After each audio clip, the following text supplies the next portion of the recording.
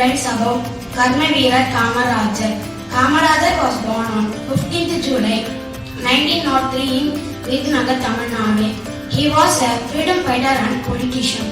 His father's name was Kumaraswamy and his mother's name was Sivagami. His real name was Kamakshi Kumaraswamy. I am studying in 5th standard.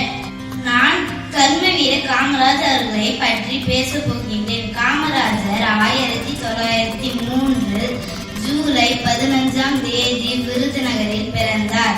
9 ஆண்டுகள் தமிழக முதல்வராக பணியாற்றினார். கிராமத்தில் தோறும் பள்ளிகளை திறந்தார். இலவச கல்வி, இலவச மதிய உணவு திட்டம் கொண்டு வந்தார். அணைகளை கட்டி விவசாயத்தை வளர்த்தார்.